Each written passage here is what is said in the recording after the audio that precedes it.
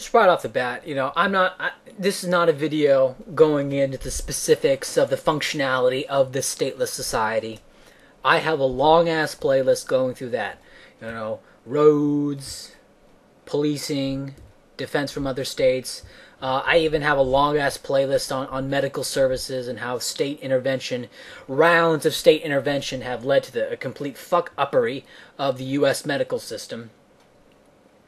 And interestingly enough, an NHS, a European-style NHS medical system may actually be better than the current situation in the United States today. But the best situation, of course, is a free market.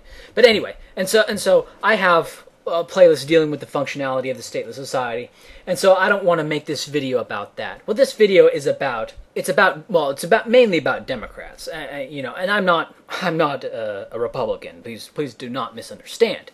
I oppose the state, period, and that includes wars, all wars. You have these Democrats on here, and I'm thinking about like this Facebook poll about the assassination of Barack Obama. I forget specifically what the questions were, but it was about should Obama be killed? Okay, and Nancy Pelosi got on I remember she had like a press conference, and she was blathering about, oh, there could be political violence, and the rhetoric in this country is just getting so dangerous. Oh, there's some guy in, was it Massachusetts? Some Democrat named Kennedy blabbering about how this healthcare debate could lead to political violence. As if, like, who the hell are you? Who the hell are you to get up here and tell people how they should live their lives? Tell people how their medical services should be doled out to them. What the regulations lobbied for by the AMA, of course, should be. And remember what a state is. Remember that a state is an extortion racket. Now, I have here the legal definition of extortion. And look at a satellite map of the United States. When you look at a satellite map of the world, it's like, where are the countries? Well, they have to overlay the lines on top of them because the world is so... You can't see the United States. There's nothing inherent about the geography that makes this the United States. It's not being farmed by the government officials all over the place. It's just claimed by them. So it's just a bald claim. And if they want to say, well, we bought it from the French, of course, that assumes the French claim of France, and that also assumes the legitimacy of the French claim of the Louisiana Purchase, or of Louisiana, which was purchased. So it's just a bald claim over massive amounts of land. And of course, if people understood that this is what the state was, states would fall apart rather quickly. But because states cannot be maintained by force alone, but that's a point that I make in my long-ass playlist, 34-part video series playlist. And if you don't want to watch it, that's fine, but then shut up. Then please, then don't comment on it, right? And taxation, and they say you have to pay X taxes or you have to pay X laws, and there's all these various enforcement mechanisms. Let's say you don't pay our taxes. Well, IRS will garnish your wages. They'll go to your employer and garnish the wages, or they'll go to the bank account and take the money right out of the bank account. If they can't do that, then they may go to your home, have harassing phone calls, send letters to you, all that stuff. And then eventually, do it long enough, they'll say, all right, court date. You got to show up to court, and we're going to take this to court. You don't show up to court, and they have the court thing, and then they say, you're guilty, in so many words. And the IRS comes up to you and says, all right, we're going to send you to prison. And you have a person who's saying, we're not going to prison. I don't see, I never agreed to, it doesn't say anywhere in this Constitution thing that I have to pay taxes. And what's more, I never even agreed to the Constitution anyway.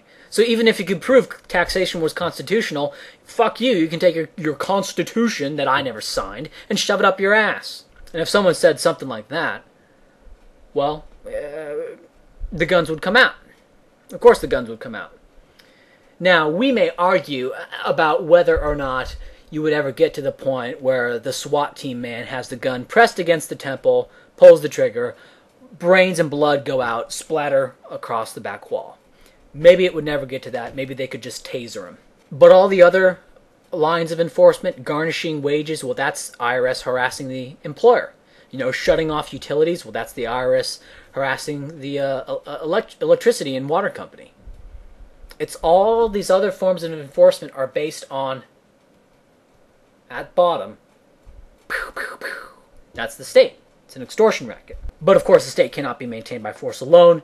It requires that most people go along with it. And this doesn't mean flag waving, patriotic support, right? This just means, you shut up, you don't ask questions, and you pay your taxes, right? And that's what most people do.